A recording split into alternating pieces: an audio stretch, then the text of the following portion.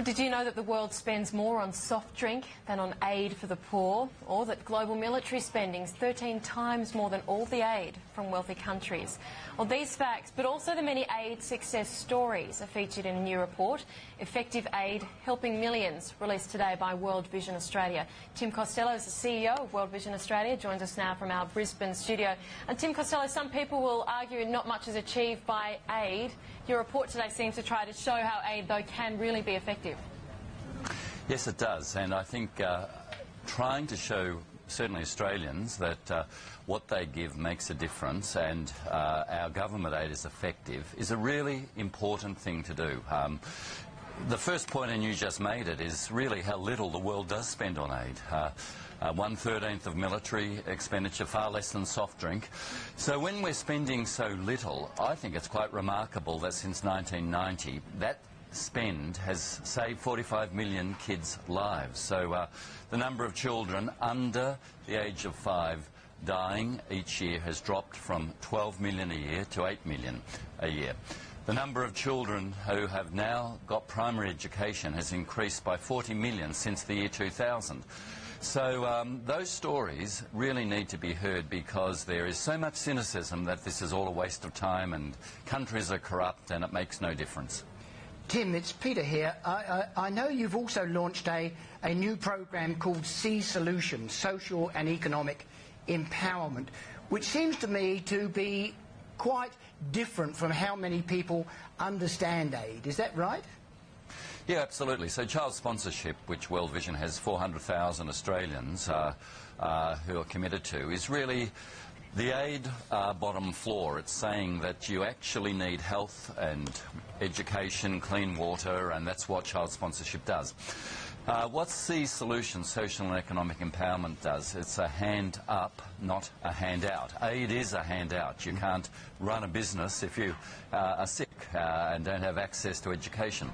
So C Solutions is forming chambers of commerce, literally in Africa and developing countries, business mentors, business facilitation, access to credit. Because at the end of the day, the poor, just like us, have their dignity. They don't want a handout. They actually want an opportunity to run a business, to trade. And that's what C Solutions aims to do. And we say to Australian small businesses, you know how difficult it is. You needed a mentor. You needed access to credit. This is exactly what entrepreneurs throughout the world need, and you can help. Well, that's right. So what you're doing is very much what you do for small business here. In some ways, it's about provision of business loans, helping with market development, cooperative enterprise, agricultural development. Tim, tell me, is there any, I suppose, community ownership of the projects? Yes, there is. So in Kenya, the community owns the whole business facilitation project, 152 members and a number of affiliates.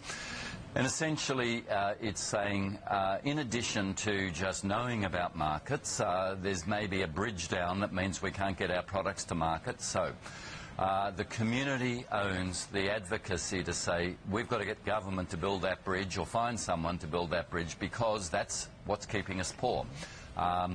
So it's the community saying, we will take control of our lives. As we know, we can't, as aid agencies, live the lives of the communities for them. The only sustainable development is communities being empowered to do it themselves. Can you give me, I suppose, just one specific example of a type of project that you've been sponsoring with the community? Yeah, in, again, Kenya, the droughts were meaning that agricultural produce was so drastically reduced that it was barely enough to feed people.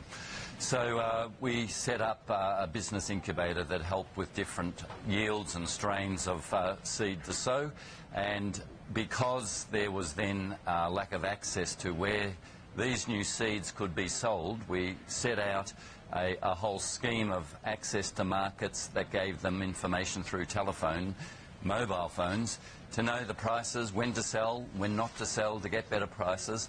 The community found that they then had the tools to overcome devastating droughts because they had information and they had empowerment to do it themselves. And Tim Costello, there we've got a clip to show viewers as well of Hugh Jackman helping to promote this initiative. Do you ever see dangers, though, in celebrity-driven charity as you try to get the message out?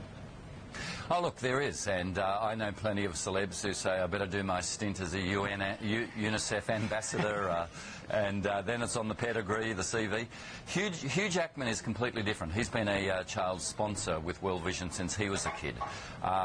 He's gone with me to Cambodia, no publicity, to Ethiopia, where we did film and showed some of the coffee trading businesses that Seas Solutions helps.